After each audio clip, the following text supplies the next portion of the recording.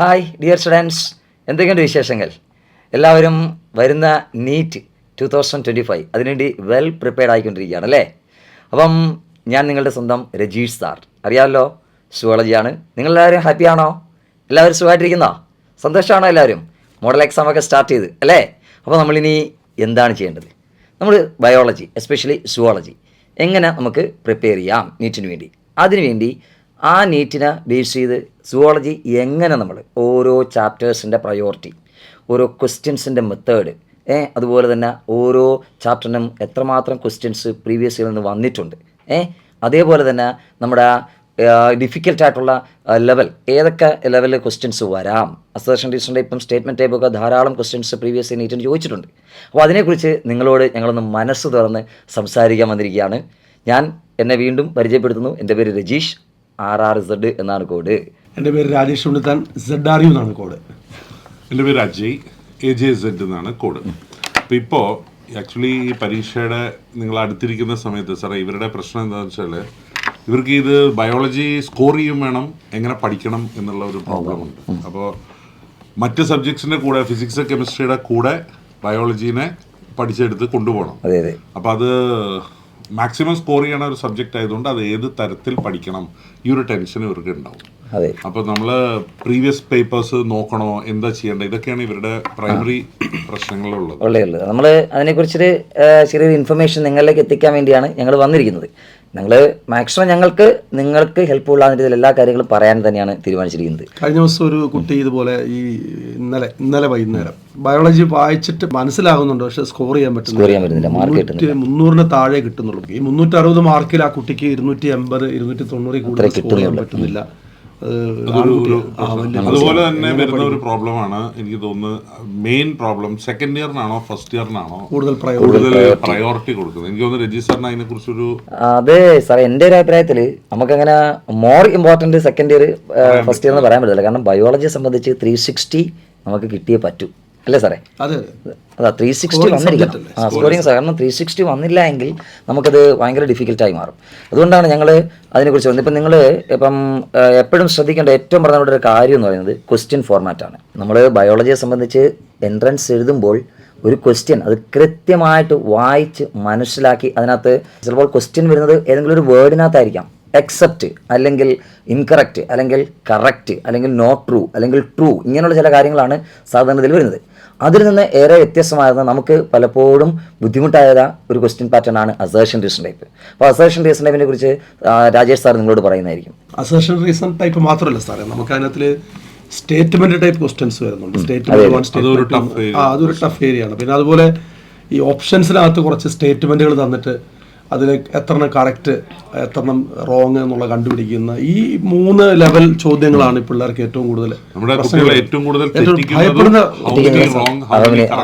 നിങ്ങളിപ്പോൾ സാധാരണ ഒരു ചോദ്യം, ഒരു ഒബ്ജക്റ്റീവ് ക്വസ്റ്റ്യൻ 4 ഓപ്ഷൻ തന്നിട്ട് ഒന്ന് സെലക്ട് ചെയ്യാൻ പറഞ്ഞാൽ ഒരു 99% കുട്ടികൾക്കും അതിൽ നിന്നൊന്ന് സെലക്ട് ചെയ്യാൻ പറ്റും. കാരണം നമുക്ക് റോങ് അറിയാം, ട്രൂ അറിയാം. അപ്പോൾ ഇതിൽ ഏതെങ്കിലും ഒന്ന് വെച്ചിട്ട് നമുക്കത് കണ്ടുപിടിക്കാൻ പറ്റും, അപ്രോക്സിമേഷൻ ഒക്കെ എടുക്കാൻ പറ്റും. പക്ഷേ ഈ സ്റ്റേറ്റ്മെന്റ് ടൈപ്പ് ക്വസ്റ്റ്യൻ NCERT വായിക്കാത്ത ഒരു കുട്ടിക്ക് പോലും ചെയ്യാൻ പറ്റത്തില്ല. NCERTക്ക് നല്ല പ്രിഫറൻസ് കൊടുക്കണം. നമ്മുടെ അധ്യാപകരുടെ, ഞങ്ങളുടെ പൊതുവിലുള്ള ഒരു അഭിപ്രായം എന്ന് പറയുന്നത്, നിങ്ങൾ NCERT ടെക്സ്റ്റ് ബുക്കുകൾ നന്നായിട്ട് വായിക്കുക, ലൈൻ ബൈ ലൈൻ വായിക്കുക.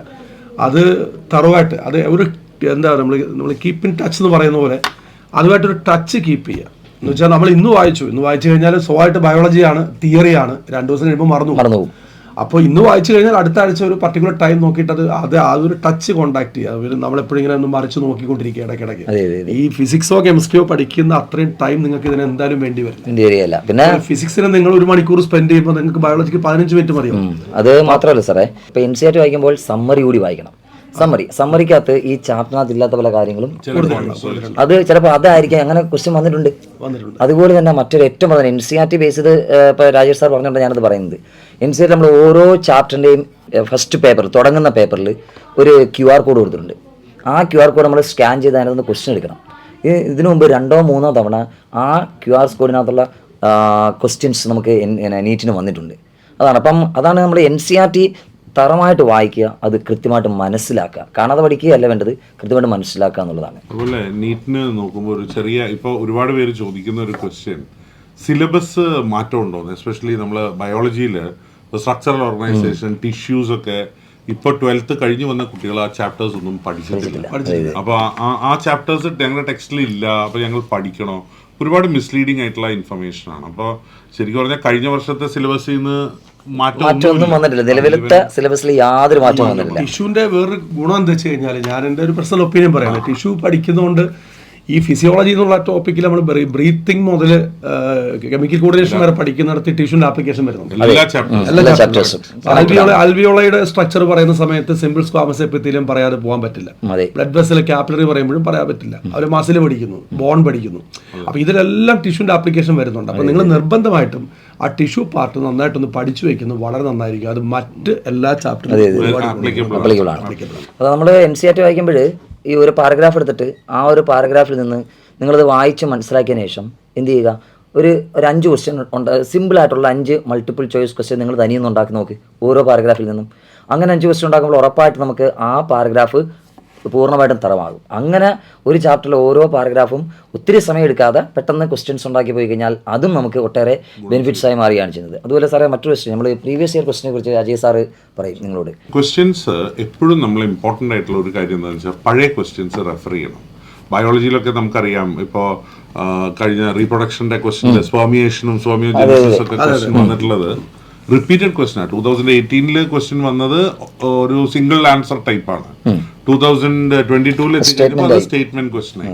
അപ്പൊ നമ്മൾ എപ്പോഴും ഒരു 5 വർഷം തൊട്ട് 6 വർഷം വരെയുള്ള പ്രീവിയസ് ക്വസ്റ്റ്യൻസ് തറവായിരിക്കണം. ഓരോ ചാപ്റ്റർ പഠിക്കുമ്പോഴും ആ ക്വസ്റ്റ്യൻസ് തറവായി കഴിഞ്ഞാൽ നമുക്ക് ഒരു പാറ്റേൺ കിട്ടും. നമുക്ക് ആ ക്വസ്റ്റ്യന്റെ പാറ്റേൺ വരാൻ സാധ്യതയുള്ളത്. എസ്പെഷ്യലി എനിക്ക് തോന്നുന്നു ജെനറ്റിക്സിലും അങ്ങനെ തന്നെ മാറ്റം വരും. അത് നമ്മളെ പ്രയോറിറ്റി പറയാം. മുമ്പ് ഇപ്പൊ സാറ് പറഞ്ഞതിന്റെ ബാക്കിയായിട്ട് ഒരു കാര്യം പറയുന്നത്, നിങ്ങൾ ഈ 2014 ബാക്കോട്ട് നോക്കാതിരിക്കുക. 2014 ബാക്കോട്ടിൽ നീറ്റ് നോക്കാതിരിക്കുന്നതാണ് ബെറ്റർ. അപ്പം ഞാനെപ്പോഴും കുട്ടികളെടുത്ത് പറയുന്ന ഒരു സംഭവം, നമ്മളൊരു പ്രീവിയസ് നിങ്ങളുടെ ആപ്പിലുണ്ടെന്നാണ് എൻ്റെ വിശ്വാസം. ആപ്പിലുണ്ട്. നിങ്ങളൊരു പേപ്പർ എടുത്ത് വെച്ചിട്ട് നിങ്ങളുടെ വാച്ച് അഴിച്ച് മുന്നിൽ വെച്ച് ഒരു ടൈം സെറ്റ് ചെയ്ത് ഒരു ദിവസം ഒരു ടെസ്റ്റ് എഴുതുക. 2014 ടെസ്റ്റ് ഒരു ദിവസം എഴുതി കഴിഞ്ഞാൽ 2 ഡേയ്സ് കഴിഞ്ഞിട്ട് 2015 എഴുതുക. എന്നിട്ട് ഓരോ ടെസ്റ്റ് നിങ്ങൾ അതിൻ്റെ ഇടയ്ക്ക് എണീറ്റ് പോവുകയും ചെയ്യരുത്. ആ ടെസ്റ്റ് തീരുന്ന വരെ റിയലി എങ്ങനെയാണോ എക്സാം എഴുതുക അതുപോലെ എഴുതിയിട്ട് അത് ഇവാലുവേറ്റ് ചെയ്ത് അതിൽ എന്താണ് നിങ്ങൾക്ക് പറ്റിയ മിസ്റ്റേക്ക് എന്നുള്ള ക്ലാരിഫൈ ചെയ്ത് അത് ടീച്ചേഴ്സിനോട് ചോദിച്ച് മനസ്സിലാക്കുക. അങ്ങനെ നിങ്ങൾ വീക്കിലി 2 എക്സാം വെച്ച് ഇനി വരുന്ന ടൈം മൊത്തം പ്രാക്ടീസ് ചെയ്യുകയാണെങ്കിൽ എനിക്ക് ഡെഫിനറ്റ് ആയിട്ട് സ്കോർ കൂടും. ഏറ്റവും വലിയ ഗുണം എന്താ വെച്ച് കഴിഞ്ഞാൽ സാറേ, ഈ ടൈം മാനേജ്മെന്റ് പഠിക്കും. ടൈം മാനേജ്മെന്റ് മാത്രമല്ല, നമ്മളിപ്പോൾ നമ്മുടെ ബയോളജിയിൽ ഒരു സൈക്കോളജിക്ക് ഒരു തിയറി ഉണ്ട്. നമ്മൾ ഏതെങ്കിലും ഒരു കാര്യം കോൺസ്റ്റന്റ് ആയിട്ട് ചെയ്യുകയാണ് അതിൽ എക്സ്പെർട്ട് ആവുന്ന പറയുന്നത്. നമ്മള് ടീച്ചിങ് പോലും അങ്ങനെ തന്നെയാണ് ശരിക്കും പറഞ്ഞാൽ. വേറൊരു പല കുട്ടികൾക്ക് ഈ റിവിഷൻ സമയത്ത് മേജറായിട്ട് ഒരു പ്രശ്നം എന്താണെന്ന് വെച്ചാൽ, സാറേ ബയോളജി വായിച്ച് തീരുന്നില്ല. ഇപ്പൊ ചാപ്റ്റർ പരീക്ഷയ്ക്ക് 3 ദിവസം 4 ദിവസത്തെ ഗ്യാപ്പാണ്, വായിച്ച് തീരുന്നില്ല. യഥാർത്ഥത്തിൽ നമ്മളിത് ഒരിക്കലും മുഴുവൻ ചാപ്റ്റർ ഇപ്പോൾ വായിച്ച് പരീക്ഷയ്ക്ക് പോവാന്ന് പറഞ്ഞാൽ വായിച്ച് തീരില്ല, നടക്കുകയല്ല. അപ്പൊ നമ്മളത് എങ്ങനെയാണ് നമുക്കത് വായിക്കാൻ അതാണ് സാറ് ക്വസ്റ്റ്യൻ ചെയ്ത് പഠിക്കുന്നതിലൂടെ ഒരു സംശയം പിള്ളേർ പറയുന്നത്, ഞങ്ങൾ ഇനി ടെക്സ്റ്റ് ആണോ വായിക്കേണ്ടത് ക്വസ്റ്റൻ ആണോ ചെയ്യേണ്ടത് എന്നുള്ളതാണ്. അപ്പൊ അതൊരു കോംപ്ലിക്കേറ്റഡ്. പക്ഷേ അതിനകത്ത് സാർ എൻ്റെ ഒരു സജഷൻ, ഓൾറെഡി ഇവരിപ്പം കുറെ തവണ എക്സാംസ് എഴുതി കഴിഞ്ഞു, ടെക്സ്റ്റ് വായിച്ചും കഴിഞ്ഞു. ആ ടെക്സ്റ്റ് വായിച്ചത് മാക്സിമം അതിനെ ബേസ് ചെയ്ത് ക്വസ്റ്റ്യൻ ചെയ്ത് പോകുന്നതായിരിക്കും ഏറ്റവും ബെറ്റർ. എനിക്ക് തോന്നുന്ന ഒരു കൺക്ലൂഷൻ ഇത്രയേ ഉള്ളൂ. ഞാൻ പറഞ്ഞതിനകത്ത് എനിക്ക് തോന്നുന്ന ഒരു ആശയം, നിങ്ങൾ പറഞ്ഞ പോലെ സാറ് പറഞ്ഞ പോലെ പ്രീവിയസ് ഇയർ ക്വസ്റ്റ്യൻ പേപ്പർ എടുത്ത് വെച്ച് എഴുതുമ്പോൾ നിങ്ങൾക്ക് തീർച്ചയായിട്ടും ഏതെങ്കിലും ഭാഗത്ത് തിയററ്റിക്കൽ പ്രോബ്ലംസ് ഉണ്ടെങ്കിൽ ആ ഭാഗം നിങ്ങൾക്ക് കണ്ടുപിടിക്കാൻ പറ്റും. അതെടുത്ത് വെച്ച് വായിക്കുക. മറ്റൊരു സൈഡായിട്ട് വരുന്നൊരു കാര്യം നമ്മുടെ മോക്ക് ടെസ്റ്റുകളാണ്. ഇപ്പോൾ ഒരു എക്സാമ്പിൾ പറയുന്നത് സാർ, ഇപ്പോൾ നമ്മളെല്ലാവരും ഫിസിയോളജി പഠിപ്പിക്കുന്ന ആൾക്കാർ. അപ്പോൾ നമുക്കിപ്പോൾ ഒരു ചെറിയൊരു എക്സാമ്പിൾ പറയുകയാണ്. ഇപ്പോൾ ഡിഫ്യൂഷൻ ഓഫ് ഗ്യാസസ് പഠിപ്പിക്കുന്ന സമയത്ത് കുട്ടിക്ക് പാർഷ്യൽ പ്രഷർ മനസ്സിലായില്ല, അല്ലെ പാർഷ്യൽ പ്രഷറിൻ്റെ ഒരു കോൺസെപ്റ്റിൽ ഒരു ചെറിയ എന്തോ ഒരു എറർ വന്നു. അപ്പോൾ എന്ത് ചെയ്യണം, ആ ഭാഗം ഗ്യാസ് എക്സ്ചേഞ്ച് എന്നുള്ള ഭാഗം മൊത്തം എടുത്തു വെച്ച് നന്നായി വായിക്കുക. അതിൽ നിങ്ങൾക്ക് എവിടെയാണോ ക്ലാരിഫിക്കേഷൻ വേണ്ടത് അത് കൺസേൺ ടീച്ചേഴ്സിനെ കണ്ടിട്ട് അത് ക്ലിയർ ചെയ്യുക. അങ്ങനെ ചെയ്യുമ്പോഴത്തേക്കും എനിക്ക് തോന്നുന്നത് അത് തറവാക്കാൻ പറ്റും. അതുപോലെ സാർ നമ്മളെ ഇപ്പോൾ ഒരു പ്രയോറിറ്റൈസേഷൻ ഓഫ് ചാപ്റ്റേഴ്സ് നമ്മൾ പറഞ്ഞു കഴിഞ്ഞാൽ എനിക്കൊന്ന് നേരത്തെ നമ്മൾ പറഞ്ഞു ഫസ്റ്റ് ഇയറും സെക്കൻഡ് ഇയറും രണ്ടും വളരെ ഇമ്പോർട്ടന്റ് ആണ്. പക്ഷേ കമ്പാരിറ്റീവ്ലി പറയുമ്പോഴേ എനിക്ക് തോന്നുന്നത് കഴിഞ്ഞ പ്രീവിയസ് പരീക്ഷയ്ക്ക് ഓരോ ചാപ്റ്ററിൽ നിന്നും വന്നിട്ടുള്ള ക്വസ്റ്റ്യൻസിന്റെ ഒരു ജനറൽ നമ്പർ പറഞ്ഞാൽ അവർക്കത് അറിയാം. അതിലേക്ക് ഞാൻ വരാം. അപ്പം നമുക്ക് അതിനകത്ത് ഏറ്റവും പ്രധാനം നമുക്ക് സെക്കൻഡ് ഇയർ ടോപ്പിക്സിലേക്ക് വരുമ്പോൾ ഇപ്പോൾ ഹ്യൂമൻ റീപ്രൊഡക്റ്റീവ് ഹെൽത്ത്. ഹ്യൂമൻ റീപ്രൊഡക്ഷനകത്ത് നിന്ന് എല്ലാ വർഷവും നമുക്ക് 5 ക്വസ്റ്റ്യൻ ഉറപ്പാണ്. അതുപോലെ ഒരു കുഞ്ഞ് ചാപ്റ്ററായിട്ട് നമ്മൾ പലപ്പോഴും പല സ്റ്റുഡൻസും അങ്ങ് ഒഴിവാക്കുന്ന ഒരെണ്ണമാണ് റീപ്രൊഡക്റ്റീവ് ഹെൽത്ത്. പക്ഷേ അതിന് 2 അല്ലെങ്കിൽ 3 ക്വസ്റ്റ്യൻ ഉറപ്പാണ്. അപ്പോൾ നമുക്ക് അങ്ങനെ ഈ 2 ചാപ്റ്റർ ചേരുമ്പോൾ തന്നെ 7 മുതൽ 8ഓളം ക്വസ്റ്റ്യൻ വരിക. അതാ, അപ്പോൾ നമ്മളത് കൃത്യമായിട്ട് NCERT ബേസ് തന്നെ ക്വസ്റ്റ്യൻ വരികയുള്ളൂ. അത് ഹ്യൂമൻ റീപ്രൊഡക്ഷൻ്റെ ബേസ് എന്ന് പറഞ്ഞാൽ കുറച്ചൊക്കെ ഡെപ്തിലേക്ക് പോകും. അത് നമ്മുടെ NCERT ഇല്ല, പക്ഷേ ഇന്ത്യയുടെ സിലബസിനകത്ത് അത് മെൻഷൻ ചെയ്യുന്നുണ്ട്. അതാ. പിന്നെ അതുപോലെ തന്നെ എവല്യൂഷനിലേക്ക് വന്നു കഴിഞ്ഞാൽ എവല്യൂഷനകത്ത് നമുക്ക് മിനിമം 2 മുതൽ മാക്സിമം 4 ക്വസ്റ്റ്യൻ വരെ നമുക്ക് പ്രതീക്ഷിക്കാം. അതാണ് എവല്യൂഷന്റെ ഒരു പ്രയോറിറ്റൈസേഷൻ നമ്മൾ കൊടുക്കുന്നത്. ഹ്യൂമൻ എവല്യൂഷന്റെ ഭാഗത്തുനിന്ന് ഒരു ക്വസ്റ്റ്യൻ വരും. ഹ്യൂമൻ എവല്യൂഷൻ ഉറപ്പാണ്. ഹ്യൂമൻ എവല്യൂഷനിൽ ഒരു ക്വസ്റ്റ്യൻ ഉറപ്പാണ്. അതാ, അപ്പോൾ അന്നേരം നമ്മൾ അതിന് ഹ്യൂമൻ നമ്മുടെ NCERT ആ ഒരു കുഞ്ഞൊരു പാരഗ്രാഫിനകത്തുള്ള കാര്യങ്ങളില്ല, അത് മതി. ഈസി ആയിട്ട് പഠിക്കാൻ പറ്റും, അത് മതി. അങ്ങനെയുള്ള കാര്യങ്ങൾ അവരുടെ ഓരോ ആൻസസ്റ്റേഴ്സും അവരുടെ ക്യാരക്ടേഴ്സും ബ്രെയിൻ കപ്പാസിറ്റി അത് മതി. പിന്നെ ഹ്യൂമൻ ഹെൽത്ത് ആൻഡ് ഡിസീസിൽ നോക്കുമ്പോൾ മിനിമം 4 മുതൽ മാക്സിമം 5 അതെ അവരുടെ കാലഘട്ടങ്ങളും അവരുടെ ഹ്യൂമൻ ആൻസസ്റ്റേഴ്സിന്റെ അല്ലെ ക്ലിനിക്കൽ കപ്പാസിറ്റിക്കൊക്കെ ഇമ്പോർട്ടൻസ്, കാരണം അത് മാച്ച് ദ ഫോളോയിങ് ആണ് മിക്കപ്പോഴും വരുന്നത്. ജെനറ്റിക്സിലേക്ക് വരുമ്പോൾ മാത്രം ഏകദേശം ഒരു 6 ചോദ്യങ്ങളും 2 നും 6 ചോദ്യങ്ങളും ചിലപ്പോൾ 6 മുതൽ 7 ചോദ്യങ്ങൾ 2 നും 14 മാത്രം ഒരു ചാപ്റ്ററിന് മാത്രം 5 to 6 അതാണ്. 2 ചാപ്റ്ററും കൂടെ ഒരു 10 to 14 വരെ വന്ന കാലഘട്ടം. അതെ, അപ്പൊ അതുകൊണ്ട് അത് രണ്ടും ഇമ്പോർട്ടന്റ്. നമുക്കപ്പം 14 ക്വസ്റ്റ്യൻസ് അവിടെ നിന്ന് വരിക. സാറ് ഫിസിയോളജി നന്നായി എടുക്കുന്നതാണ്. അപ്പം സാർ ഫിസിയോളജിയുടെ പ്രയോറിറ്റി എങ്ങനെയാണ്? ഫിസിയോളജി ജനറലി നമുക്കിപ്പോ first year major area physiology ആണെന്ന് പറയാം. ഫിസിയോളജിയിൽ നമുക്ക് എനിക്ക് തോന്നുന്നത് ബ്രീത്തിങ് മുതൽ സെപ്പറേറ്റ് ആയിട്ട് എടുക്കുകയാണെങ്കിൽ ഇതില് ഒരു മിനിമം 2 ക്വസ്റ്റ്യൻ എന്നുള്ളതാണ് സാധാരണ ഓരോ ചാപ്റ്ററിന് 2. പിന്നെ ഇടയ്ക്ക് ഏതെങ്കിലും ഒരു ചാപ്റ്ററിൽ ചിലപ്പോൾ 3 ക്വസ്റ്റ്യൻ വരാം. ഇനി ഇതുപോലെ തന്നെ വളരെ റെയർ ആയിട്ട് ചിലപ്പോൾ ഒരു ചാപ്റ്റർ സ്കിപ്പ് ഉണ്ടാവും. ചിലപ്പോൾ ലോക്കോമോഷൻ ചെയ്യാത്ത വർഷമുണ്ട്. ബട്ട് ജനറലി നമ്മൾ പഠിക്കുമ്പോൾ 2 ക്വസ്റ്റ്യൻ ഈ ഫിസിയോളജി ചാപ്റ്ററിൽ വരും എന്നുള്ളൊരു ഉറപ്പാണ്. അത് മാത്രമല്ല, നമ്മൾ പലപ്പോഴും അനിമൽ കിങ്ഡം എടുക്കും. അനിമൽ കിങ്ഡം എടുക്കുമ്പോൾ അതിനകത്ത് 5 ക്വസ്റ്റ്യനാണ്. അതാണ് നമ്മൾ ഈ ജനറലായിട്ട് വരുന്ന ടോപ്പിക്സ് ഉണ്ടല്ലോ, അത് ഇപ്പം സ്ട്രക്ചറൽ ഓർഗനൈസേഷൻ ആനിമൽസ്, കഴിഞ്ഞ പ്രാവശ്യം അതിൽ നിന്ന് 5 ക്വസ്റ്റ്യനായിരുന്നു. അനിമൽ ടിഷ്യൂസും കോക്രോച്ചും ഫ്രോഗും മൊത്തം ഉൾപ്പെടെ. അനിമൽ കിങ്ഡം നോൺ കോഡേറ്റയും കോഡേറ്റയും ചേർത്ത് 5 ക്വസ്റ്റ്യനാണ്. അപ്പം നമ്മൾ പിന്നെ ഇതിലുപരിയായിട്ട് സാറേ നമ്മുടെ ഇക്കോളജി പാർട്ടിലേക്ക് വരും.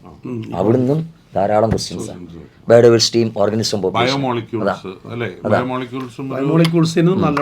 നിങ്ങൾ ഇപ്പം ഞങ്ങളുടെ ഒരു സജഷൻ എന്ന് പറഞ്ഞാൽ, നിങ്ങൾ ചിലപ്പോൾ ശ്രദ്ധിക്കാതെ പോകുന്ന ചില ഭാഗങ്ങളുണ്ടാവും. പലപ്പോഴും ക്വസ്റ്റ്യൻസ് നമ്മളുടെ ബ്രില്യൻറ്റിൽ തന്നെ നമ്മൾ സെറ്റ് ചെയ്യുമ്പോൾ അങ്ങനെയുള്ള ചില ക്വസ്റ്റ്യൻസ് സെറ്റ് ചെയ്യും. എന്തിനാണെന്നറിയോ? നിങ്ങൾ പ്രിപ്പയർഡ് ആക്കാൻ വേണ്ടിയാണ്. നിങ്ങൾ ചിലപ്പോൾ അപ്പോഴായിരിക്കും ശ്രദ്ധിക്കുന്നത്. അതാ ഈ ഫിസിയോളജിയിലൊക്കെ നമ്മൾ ശ്രദ്ധിക്കേണ്ട ഒരു പോയിന്റ് എന്താണെന്ന് വെച്ചാൽ, എല്ലാ ചാപ്റ്ററിലും ഒരു ഏരിയ ഉണ്ടാവും, ഒരു കോർ ഏരിയ. നമ്മൾ ബ്രീതിങ് പഠിക്കുകയാണെങ്കിൽ ട്രാൻസ്പോർട്ട് ഓഫ് ഗ്യാസസും ലോക്കോമോഷൻ ആണെങ്കിൽ മറ്റേ കോൺട്രാക്ഷൻ വരും. ആ കോർ ഏരിയ നമ്മൾ സ്ട്രെസ് ചെയ്ത് കഴിഞ്ഞാൽ കുറച്ചുകൂടി നമുക്ക് ആ സബ്ജക്റ്റിലേക്ക് ഇറങ്ങാൻ. എക്സ്ക്രീഷനിലേക്ക് പോയി കഴിഞ്ഞാൽ ഏറ്റവും പ്രധാനം വരുന്ന ഒരു റെഗുലേഷൻ ഓഫ് കിഡ്നി ഫംഗ്ഷൻ ഉണ്ട്. അവിടുന്ന് നമുക്ക് ലിങ്ക് ചെയ്ത് തന്നെ ക്വസ്റ്റ്യൻ ചോദിക്കാൻ പറ്റും. വന്നിട്ടുണ്ട് ഇങ്ങനെ പലതവണ ആപ്ലിക്കേഷനിലൊരു ക്വസ്റ്റ്യൻസ് വന്നിട്ടുണ്ട്. സാർ അതിനുമ്പേ ഞാൻ മറ്റു കാര്യങ്ങൾ പറയുന്നത്, ഈ കുട്ടികൾക്ക് പലപ്പോഴും ഉണ്ടാകുന്ന കുറേ മിസ്റ്റേക്സ് ഉണ്ട് അല്ലേ? അവർക്ക് ചിലപ്പോൾ ക്വസ്റ്റ്യൻ ശ്രദ്ധിക്കാതെ വരുന്നതും. അപ്പോൾ നമ്മൾ അത് ഒന്ന് എങ്ങനെയൊന്നും ബെറ്റർ ആക്കണം. സാറ് അതിനെ കുറിച്ച് സാറിന്റെ അഭിപ്രായം പറയാം. ഇതിൽ അത് പറയുന്നതിന് മുമ്പ് ഇപ്പൊ ഈ ഫിസിയോളജി പറഞ്ഞുകൊണ്ടേ ഒരു കാര്യം പറയും. ഫിസിയോളജിയിൽ ശരിക്കും കോൺസെപ്റ്റ് ആ ഒരു പ്രോസസ്സിങ് കറക്റ്റായിട്ട് മനസ്സിലായില്ലെങ്കിൽ ചെയ്യാൻ പറ്റത്തില്ല. പക്ഷെ നിങ്ങൾക്ക് കണ്ണും പൂട്ടി ചെയ്യാൻ പറ്റുന്ന 3 ചാപ്റ്റർ ഉണ്ട്. മൈക്രോബ്സ്, ബയോഡൈവേഴ്സിറ്റി ആൻഡ് കൺസർവേഷൻ, ഇങ്ങനെയുള്ള പിന്നെ നമ്മുടെ എക്കോസിസ്റ്റം, ഓർഗാനിസം, പോപ്പുലേഷൻ, ഇതൊക്കെ ഇരുന്നൊന്ന് വായിച്ചാൽ ഡയറക്റ്റ് ക്വസ്റ്റ്യൻ കിട്ടും. അപ്പം ഞാൻ പറയുന്നത് കുറച്ച് പിന്നോട്ട് നിൽക്കുന്ന ആൾക്കാർ ആ ചാപ്റ്ററുകളൊക്കെ ഒന്ന് തറവാക്കി വെക്കും. അതെ, ഏറ്റവും സിമ്പിൾ ആയിട്ടുള്ള ചാപ്റ്റർ ഒരിക്കലും തെറ്റിപ്പോകാത്ത രീതിയിൽ നമ്മൾ പ്രിപ്പയർഡ് ആയിരിക്കണം. തീർച്ചയായിട്ടും. അതാ പിന്നെ നമ്മൾ ഈ നിങ്ങൾക്ക് പലപ്പോഴും ഉണ്ടാകുന്ന മിസ്റ്റേക്സിനെ കുറിച്ച് പറയുകയാണെങ്കിൽ, ഇന്നലെയും മോഡൽ എക്സാം കഴിഞ്ഞപ്പോൾ വളരെ സിമ്പിൾ എക്സാം ആയിരുന്നു അനിമൽ കിങ്ഡം. അതിനകത്തൊരു കുഴപ്പം എന്താ അറിയാം, ഈ മിസ്റ്റേക്സ് വരുത്തുന്നതാണ്. അതായത് തുറന്നു പറയാം, വായിക്കുമ്പോൾ ഈ ബയോളജി ഒരു സിമ്പിൾ സബ്ജക്റ്റ് എന്നുള്ള ഇതിൽ ഒറ്റ തവണ വായിച്ച ആൻസറിലെത്തും. ഞാൻ പറയുന്നത് അങ്ങനെയല്ല. നിങ്ങൾക്ക് 1 മിനിറ്റ് സമയമുണ്ട്. അപ്പം നിങ്ങൾ ചോദ്യം വായിക്കുക, തറവായിട്ട് റീഡ് ചെയ്യുക. എവിടെയെങ്കിലും എന്തെങ്കിലും പൂട്ടുണ്ടാവും എന്നുള്ള ഉറപ്പാണ്. അപ്പൊ എവിടെയാണ് ആ മിസ്റ്റേക്ക് എന്നുള്ളത് അതാ ഞാൻ നേരത്തെ പറഞ്ഞ ഒരു വേർഡിനകത്തായിരിക്കും. അത് ഒരൊറ്റ വേർഡിനകത്തായിരിക്കും. ഇന്നലെ പലപ്പോഴും ആ വാക്ക് ശ്രദ്ധിക്കുന്നില്ല, എന്നിട്ട് പിന്നെ പറ അയ്യോ സോറി ഇത് എനിക്ക് അറിയായിരുന്നു, അത് എന്നിട്ട് ആ വാക്ക് ശ്രദ്ധിച്ചില്ല. ആനിമൽ കിങ്ഡം അല്ലെങ്കിൽ അങ്ങനത്തെ ക്ലാസിഫിക്കേഷൻ ചാപ്റ്റർ പഠിക്കുമ്പോൾ കൂടുതലും എക്സാമ്പിൾസ് തറവായിരിക്കണം. യാതൊരു എക്സാമ്പിൾ മതി, പുറത്തൊന്നും വേണ്ട. അത് NCERT എക്സാമ്പിൾ പറയുമ്പോൾ ഗോർഗോണിയ, അപ്പം സി ഫാൻ, ഈ 2 പേരും പഠിച്ചിരിക്കണം. കോമൺ നെയിം പഠിച്ചിരിക്കണം. നമുക്ക് ആ ഫയലത്തിന്റെ പേര് വരില്ല. എക്സാമ്പിൾ വന്നിട്ടാണ് ക്വസ്റ്റ്യൻ അപ്പോൾ എപ്പോഴും പരീക്ഷ എഴുതുമ്പോൾ ഇപ്പം നമ്മളിവിടെ മോക്ക് ടെസ്റ്റ് നടത്തുന്നുണ്ടല്ലോ, നമ്മുടെ മോഡൽ എക്സാം. എൻ്റെ ഒരു കഴിഞ്ഞ കുറേ വർഷത്തെ എക്സ്പീരിയൻസ് വെച്ച് എനിക്ക് തന്നെ ഏകദേശം അറിയാം. ഈ പ്രീവിയസ് ഇയർ ക്വസ്റ്റ്യൻസ് എടുക്കുമ്പോൾ സാറേ നമ്മുടെ ബ്രില്യൻറ്റിലെ പല ക്വസ്റ്റ്യൻസ് അതിനകത്തുണ്ട്. അപ്പോൾ എന്ന് വെച്ചാൽ ബ്രില്യൻറ്റിൽ ഞങ്ങളിട്ട അതേ പാറ്റേൺ വരുന്നേ ഉള്ളൂ, അല്ലാതെ ആ ക്വസ്റ്റ്യൻ അതേപടി കട്ട് ആൻഡ് പേസ്റ്റ് അങ്ങനെയല്ല. ആ പാറ്റേണിലുള്ള ക്വസ്റ്റ്യൻസ് ആണ് നമ്മുടെ നീറ്റിന് വന്നുകൊണ്ടിരിക്കുന്നത്. അതുകൊണ്ട് നിങ്ങൾ മോഡൽ എക്സാംസ് മസ്റ്റായിട്ട് അറ്റൻഡ് ചെയ്യുക. മോഡൽ എക്സാം അറ്റൻഡ് ചെയ്ത് കഴിയുമ്പോഴേ നമുക്ക് നമ്മളെക്കുറിച്ച് നമ്മുടെ നിലവാരം എവിടെയാണ് നിൽക്കുന്നത് അറിയാൻ പറ്റുള്ളൂ. പിന്നെ നേരത്തെ നമ്മൾ പറഞ്ഞ ഈ റിവിഷൻ പഠിക്കുന്ന സമയത്ത് കുറച്ചും കൂടി നല്ലത് ഇവർക്ക് നിങ്ങൾക്ക് ക്ലാസ് ടെസ്റ്റ്, യൂണിറ്റ് ടെസ്റ്റ്, ഇങ്ങനെ ഒരുപാട് പരീക്ഷകൾ ഇവർ എഴുതിയിട്ടുണ്ട് ഒരു പർട്ടിക്കുലർ ടോപ്പിക്കിൽ. അപ്പോൾ ഒരുപക്ഷെ ഈ റിവിഷന്റെ സമയത്ത് ആ ക്വസ്റ്റ്യൻസ് ഒന്ന് റിവർക്ക് ചെയ്യാം. തീർച്ചയായിട്ടും. അപ്പൊ അത് റിവർക്ക് ചെയ്യുമ്പോൾ തന്നെ നമ്മൾ കുറെ ചാപ്റ്ററിലേക്ക്, കാരണം ഒരു പ്രാവശ്യം എഴുതിയ പരീക്ഷയാണ്. സാറേ അതുപോലെ ചില കുട്ടികളുടെ അടുത്ത് ചോദിച്ചത് നമ്മൾ ഏറ്റവും ഡിഫിക്കൽട്ട് ആയിട്ടുള്ള ടോപ്പിക്സ് സാറേ എങ്ങനെയാണെന്ന്. ഇപ്പം നമ്മൾ ജെനറ്റിക്സിൻ്റെ ബേസ് എന്ന് പറഞ്ഞാൽ ഒരു ആവറേജ് സ്റ്റുഡൻസിനൊന്നും പെട്ടെന്ന് ജെനറ്റിക്സിലേക്ക് കയറാൻ പറ്റത്തില്ല. അപ്പോൾ ഈ ആവറേജ് സ്റ്റുഡൻസിന് ഈ ഡിഫിക്കൽട്ട് ആയിട്ടുള്ള ടോപ്പിക്സ് എങ്ങനെ ക്യാച്ച് ചെയ്യാൻ പറ്റും? അത് എങ്ങനെയാണ് സാറിൻ്റെ ഒരു സജഷൻ? എനിക്ക് പറയാനുള്ളത്, ഇപ്പം നമുക്ക് ടെക്സ്റ്റ് വായിച്ച് പഠിച്ച് കൺസെപ്റ്റ് എടുക്കാൻ പറ്റിയ ചാപ്റ്റേഴ്സ് അല്ല ഈ ബയോമോളിക്യൂള്, പ്രിൻസിപ്പിൾസ്, മോളിക്യൂലർ ബേസിസ്, ഈ ബയോടെക്നോളജി. ഈ ചാപ്റ്ററുകൾ നമ്മൾ വായിച്ച് നമുക്ക് എത്താൻ പറ്റത്തില്ല, ഒരാളുടെ ഹെൽപ്പ് ഇല്ലാതെ പറ്റില്ല. അപ്പോൾ ഇനിയിപ്പോൾ ഈ ലാസ്റ്റ് മൊമെന്റ് വരെ പ്രിപ്പയർ ചെയ്യാത്ത നിങ്ങൾക്കുള്ള ഏക വഴി എന്ന് പറയുന്നത് നമ്മുടെ ആപ്പിലുള്ള വീഡിയോ ക്ലാസ്സസ്. ആ വീഡിയോ ക്ലാസ്സസ് പല എപ്പിസോഡായിട്ട് കിടക്കും, മൊത്തം കേൾക്കണം. നിങ്ങൾക്ക് ഏത് ഇപ്പം ഫോർ എക്സാമ്പിൾ PCR നിങ്ങൾക്ക് സംശയമെങ്കിൽ PCR പറയുന്ന ആ ഒരു വീഡിയോ അവിടെ ഉണ്ടാവും. അതെടുത്ത് വെച്ചിട്ട് ആ കോൺസെപ്റ്റ് ക്ലിയർ ആക്കിയിട്ട് പലപ്പോഴും കുട്ടികൾ പറയുന്നത് ഇത് മുഴുവൻ കാണാൻ കാണരുത്, അത് വലിയ മണ്ടത്തരാണത്. ടഫായിട്ടുള്ള ഒരു ഏരിയ മാത്രം. നമുക്കിനി സമയമില്ല. അപ്പൊ നമുക്ക് ഏറ്റവും ഡിഫിക്കൽട്ട് പാർട്ട് ഏതാണോ അത് കാണുമ്പോൾ അറിയാമല്ലോ, ജസ്റ്റ് നോക്കിയാൽ മതി, എന്നിട്ട് അതിന്റെ ക്വസ്റ്റ്യൻ ചെയ്യുക. അതുപോലെ തന്നെ ഇവർ ഈ പരീക്ഷ കഴിഞ്ഞിട്ട് പേപ്പറിനെ ഒരു ഇവാലുവേറ്റ് ചെയ്യണതും ഇമ്പോർട്ടന്റ്. അതെ അതെ ശരിയാ. കാരണം ഈ മേജർ മിസ്റ്റേക്സ്, നമുക്കൊരു ക്വസ്റ്റ്യൻ തെറ്റിയിട്ടുണ്ടെങ്കിൽ എന്തുകൊണ്ട് തെറ്റി, എവിടെയാണ് തെറ്റിയത്, അത് സമയം എടുക്കുന്നു. എനിക്ക് തോന്നുന്നു 1 മണിക്കൂർ കൂടുതൽ നമ്മൾ ബയോ പേപ്പറിൽ ഇരിക്കേണ്ടത്. ഇനി അത് മാത്രമല്ല, അത് എനിക്ക് മിസ്റ്റേക്ക് പറ്റിയത് എന്താണെന്ന് എനിക്ക് മനസ്സിലാവുന്നില്ല. അപ്പൊ ഒരു അധ്യാപകനെ കാണിച്ചാൽ അവർ പറഞ്ഞു എന്താണ് മിസ്റ്റേക്ക്, എന്ത് ചെയ്തിരുന്നെങ്കിൽ ക്ലിയർ ആക്കാൻ. അതാ സാറേ ഞാൻ ഇന്നലെ പറഞ്ഞത്, മോഡൽ എക്സാം കഴിഞ്ഞിട്ട് ഇവർ കൊണ്ട് നമ്മളിത് ചൂണ്ടിക്കാണിക്കുമ്പോഴാണ് അയ്യോ ഈ സാർ ഇതായിരുന്നല്ലേ. അത് നമ്മൾ എപ്പോഴും ആലോചിക്കേണ്ട കാര്യമാണ്. നീറ്റ് എക്സാമിന് ഞങ്ങളെടുത്തില്ല. അപ്പോൾ നിങ്ങളുടെ ഫുൾ റെസ്പോൺസിബിലിറ്റിയാണ് ആ ക്വസ്റ്റ്യൻ കൃത്യമായിട്ട് വായിച്ച് മനസ്സിലാക്കി അതിനകത്ത് എന്താണ് ചോദ്യകർത്താവ് ഉദ്ദേശിച്ചത് അതിലേക്ക് വരണം. എന്നിട്ട് ഓപ്ഷൻസിലേക്ക് പോവുക. 4 ഓപ്ഷൻസ് ശ്രദ്ധിക്കണം, എന്നിട്ട് ആൻസർ ചെയ്യുക. ഒരിക്കലും വെപ്രാളം കാണിക്കരുത്, ധൃതി കാണിക്കരുത്. അതാ. പിന്നെ നമ്മൾ ഈ ആവറേജ് സ്റ്റുഡൻസിന് കൂടുതൽ മാർക്ക് സ്കോർ ചെയ്യാൻ പറ്റുന്ന ചില ചെറിയ ചെറിയ ചാപ്റ്റേഴ്സ് ഉണ്ട്. എന്തായാലും എല്ലാ ചാപ്റ്ററിനും 2 ക്വസ്റ്റ്യൻസ് മിനിമം ഉണ്ട്. സാധാരണ ചില കുട്ടികൾ ചോദിക്കുന്ന ഒരു ചോദ്യം ഉണ്ട്, ഞങ്ങൾ ഗസ് ചെയ്യാൻ പാടുള്ളൂ. അപ്പൊ ചില കുട്ടികൾ പറയുന്നത് നിങ്ങൾ 5 എണ്ണം ഗസ് ചെയ്താൽ കുഴപ്പമുണ്ടോ എന്നുള്ള. അത് നല്ലതല്ല. നെഗറ്റീവ് മാർക്കുള്ള ഒരു ഗസ്സിങ് ഒരിക്കലും എൻട്രൻസിന് ആപ്റ്റബിൾ അല്ല. അതാണ് കാരണം ചിന്തിക്കേണ്ടത് അതാണ്. ഇന്നലെ ഒരു കുട്ടി എന്നിട്ട് പറഞ്ഞ സാറേ എനിക്ക് ഇന്നത്തെ പരീക്ഷ എളുപ്പമായിരുന്നു, പക്ഷെ 5 എണ്ണം തെറ്റിപ്പോയി. ഞാൻ സുവോളജി കാര്യം പറയുന്ന 5 ക്വസ്റ്റ്യൻ തെറ്റിയെന്ന് പറഞ്ഞാൽ എത്ര മാർക്കോടെ നമുക്ക് നഷ്ടമായി? 25 മാർക്കാ പോകുന്നത്. പലപ്പോഴും ഈ എയും ഡിയും ആൻസർ അല്ല, ബിയും സിയും ആണോ എന്നുള്ള കൺഫ്യൂഷനിലേക്ക് വരും. അത് ഒഴിവാക്കാൻ പഠിക്കണം. അതാ നമ്മളത് നമുക്ക് അതിന് പറ്റിയൊരു സാഹചര്യമാണ് ഇപ്പൊ നമ്മുടെ മോഡൽ എക്സാംസ്. ആ മോഡൽ എക്സാംസ് ഇപ്പൊ ഞങ്ങളൊക്കെ പ്രിപ്പയർ ചെയ്ത നല്ല നല്ല ക്വസ്റ്റ്യൻസാണ്. ഈ ക്വസ്റ്റ്യൻസ് കൃത്യമായിട്ട് വായിച്ച് മനസ്സിലാക്കി ഓപ്ഷൻസിലേക്ക് പോയി സാവധാനം സമയമെടുത്ത് നിങ്ങൾ ആൻസർ ചെയ്യുക. നിങ്ങൾക്ക് ചിലപ്പോൾ വിചാരിക്കാം ഫിസിക്സിന് കൂടുതൽ സമയം വേണമല്ലോ, ബയോളജി പെട്ടെന്ന് ചെയ്ത് തീർക്കാമെന്ന്. അത് മണ്ടത്തരം അല്ലേ? തീർച്ചയായിട്ടും. കാരണം നമ്മൾ ബയോളജി അങ്ങനെ സ്പീഡിന് ചെയ്യാൻ പോകുമ്പോൾ ഉറപ്പാ തെറ്റിയിരിക്കും. അല്ല ഈ പറഞ്ഞ നിങ്ങളിപ്പോൾ ഒരു 45 ചോദ്യങ്ങൾ എടുക്കുന്ന സമയത്ത് അതിനകത്തൊരു 10-15 എണ്ണം സിമ്പിൾ ആയിട്ട് ആൻസർ ചെയ്യാൻ പറ്റും. വളരെ സിമ്പിൾ, പെട്ടെന്ന് കിട്ടുന്ന. അപ്പൊ അതിൽ നമുക്ക് ടൈം സേവ് ചെയ്യാം. പക്ഷെ ആലോചിച്ച് ചെയ്യേണ്ടത് ആലോചിച്ച് തന്നെ ചെയ്യണം. മാക്സിമം ഇനിയിപ്പോൾ നമുക്കിനി സമയം വളരെ ചുരുക്കമാണ്. ഇനി നമുക്ക് എത്ര ദിവസം കൂടിയുണ്ട്? വളരെ ചുരുങ്ങിയ ദിവസങ്ങൾ മാത്രമാണ്. ഫെബ്രുവരി, മാർച്ച്, ഏപ്രിൽ 3 മാസം അല്ലേ? ആ 3 മാസം നമ്മൾ നന്നായിട്ട് ഹാർഡ് വർക്ക് ചെയ്യുക. എസ്പെഷ്യലി NCERT നിങ്ങൾ ഇനി ഒരിക്കലും അല്ല സാറേ, ഇവരെ പലർക്കും ഇപ്പോഴും ഞാൻ കണ്ടിട്ടുണ്ട് റെഫറൻസ് ടെക്സ്റ്റിനകത്ത് ആ ഡിസ്ക്രിപ്റ്റീവ് ആയിട്ടുള്ള നോട്ട് കൊണ്ട് കിടക്കുന്നുണ്ട്. അതൊന്നും വേണ്ട, അതിൻ്റെ ആവശ്യമില്ല കേട്ടോ. കാരണം നിങ്ങൾ NCERT നന്നായിട്ട് വായിക്കുക. ഞാൻ നേരത്തെ പറഞ്ഞാൽ ഓരോ പാരഗ്രാഫും കൃത്യമായിട്ട് വായിച്ച് അതിനെ ബേസ് ചെയ്ത് പറ്റിയാണ് നിങ്ങൾ അതിന് ക്വസ്റ്റ്യൻ ഉണ്ടാക്കിക്കോ. അങ്ങനെ ഉണ്ടാക്കാൻ വീക്ക് പോയിന്റ് എവിടെ നമുക്ക് അറിയാം, ആ ഭാഗം എടുത്തു വെക്കുക. അതാ നമ്മൾ എന്തായാലും ഈ ഡിഫിക്കൽട്ട് ചാപ്റ്റേഴ്സിന് നല്ല പ്രയോറിറ്റി കൊടുക്കുക. എന്തായാലും ക്വസ്റ്റ്യൻ വരും. ഇപ്പം ഞങ്ങൾ പറഞ്ഞില്ലേ സെക്കൻഡിൽ ഇപ്പം മോളിക്കുലർ ജെനറ്റിക്സും പിന്നെ പ്രിൻസിപ്പിൾസും മാത്രമായിട്ട് 14 ക്വസ്റ്റിനാണ്. ഹ്യൂമൻ റിപ്രഡക്ഷൻ റിപ്രഡക്റ്റീവ് ഹെൽത്ത് മാത്രമായിട്ട് 10 ക്വസ്റ്റിനാണ്. അത് 7 മുതൽ 10 വരെ മാക്സിമം വരാം. അപ്പം അങ്ങനെയുള്ള ചാപ്റ്റേഴ്സിന് നല്ല പ്രയോറിറ്റി കൊടുത്തിരിക്കണം. അതിന് കൊടുത്തിരിക്കണം കേട്ടോ. പക്ഷേ എന്ത് ചെയ്ത് മറ്റുള്ളതിനെ എഴുതി തള്ളുക എന്നുള്ളതല്ല, നമുക്ക് എല്ലാം ഇമ്പോർട്ടൻ്റ്. നമ്മൾ ഈ NCERT ക്വസ്റ്റ്യൻസിൽ പലപ്പോഴും പിക്ചർ ബേസ്ഡ് ക്വസ്റ്റ്യൻസ് അതെ അതെ അതെ. പിക്ചർ വരണമെന്നില്ല, ഡയഗ്രാം വന്നിട്ടില്ല സാർ, വന്നിട്ടില്ല. എനിക്കൊന്ന് കഴിഞ്ഞ പ്രാവശ്യത്തെ നീറ്റിന് മറ്റേ അനിമൽ ടിഷ്യൂസിന്റെ നമ്മുടെ smooth muscle, cardiac muscle, skeleton, അതിന്റെ ഒരു കുഞ്ഞൊരു ഡയഗ്രാം ചോദിച്ചതുള്ളൂ. അല്ലാതെ NCERT ചോദിക്കും. ഒരു കാരണവശാലും NCERT വെളിയിൽ നിന്ന് ഡയഗ്രാമോ മറ്റുള്ള കാര്യങ്ങൾ ചോദിക്കാൻ സാധ്യതയില്ല. ഇനി അതല്ല സാറേ, പിക്ചർ തറവായിരിക്കണം. കാരണം പിക്ചർ ബേസ്ഡ് ക്വസ്റ്റ്യൻ ഉണ്ട്.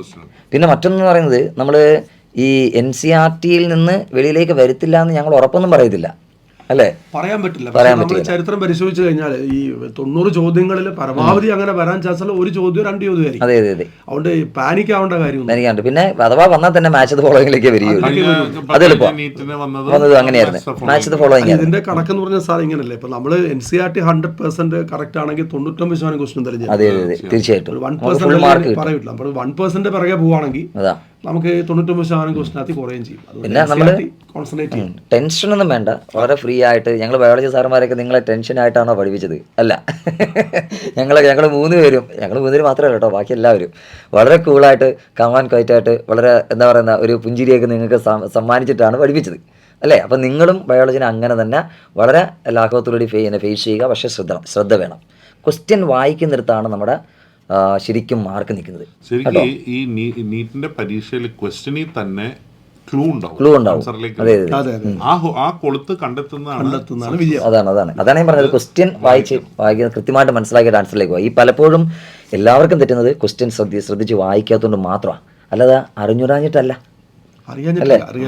അതാണ് അവർ ശ്രദ്ധിക്കുന്നില്ല. അതാണ് പലപ്പോഴും അവർ കൊണ്ട് നമ്മൾ ഒറ്റ കാണുമ്പോഴായിരിക്കും നമ്മൾ പറയുമ്പോഴായിരിക്കും അയ്യോ സാറേ, അപ്പോൾ അയ്യോ എന്ന് പറഞ്ഞിട്ട് കാര്യമുണ്ടോ? ഇല്ല. അപ്പോൾ നമ്മൾ തെറ്റുകൾ വരാതെ മാക്സിമം നന്നായിട്ട് ക്വസ്റ്റ്യൻ ശ്രദ്ധിച്ച് വായിച്ച് മനസ്സിലാക്കി അതിനകത്ത് എന്താണ് ഉദ്ദേശിക്കുന്നത് ആ ആൻസറിലേക്ക് പോകാൻ ശ്രമിക്കണം. പിന്നെ മോക്ക് പരീക്ഷകൾ അല്ലെങ്കിൽ മോഡൽ എക്സാംസ് എഴുതുമ്പോൾ എനിക്ക് തോന്നുന്നത് ഏറ്റവും കൂളായിട്ട് എഴുതാൻ പറ്റുന്ന ഒരു സബ്ജക്ട് ബയോളജി. തീർച്ചയായിട്ടും നമുക്ക് ആപ്ലിക്കേഷൻ വരുന്നില്ല, വായിക്കാൻ ആൻസർ ചെയ്യാന്നുള്ള ഒരു. അപ്പൊ ആ ഒരു ഹാപ്പിനെസ് ബയോ ക്വസ്റ്റ്യൻസ് കാണുമ്പോൾ നമുക്ക് ഉണ്ടെങ്കിൽ കുറച്ചും കൂടി നന്നായി നമുക്ക് ചെയ്യാം. അതെ. പിന്നെ ഞാൻ പലപ്പോഴും പറഞ്ഞിട്ടുണ്ട് സാറേ, നമുക്ക് ഈ ഓരോ ചാപ്റ്ററിലും കുറേ ക്വസ്റ്റ്യൻസ് ഉണ്ട്. അവർ ക്വസ്റ്റ്യൻ മാത്രമേ ഇടുന്നുള്ളൂ, ആൻസർ ഇല്ല. അപ്പോൾ നമ്മൾ പഠിപ്പിക്കുമ്പോൾ ഈ ആൻസേഴ്സ് നിങ്ങൾക്ക് ഓൾറെഡി പ്രൊവൈഡ് ചെയ്തിട്ടുണ്ട്. അപ്പോൾ ആ ക്വസ്റ്റ്യൻസിന് നിങ്ങൾ ലാഘവത്തോട് കാണരുത്. അത് നന്നായിട്ട് വായിച്ച് അതിൻ്റെ ആൻസർ എന്താണെന്ന് കണ്ടെത്തി വെച്ചിരിക്കണം. ഉറപ്പായിട്ടും അതിനെ ബേസ് ചെയ്ത് നീറ്റിന് ക്വസ്റ്റ്യൻ വന്നിട്ടുണ്ട്.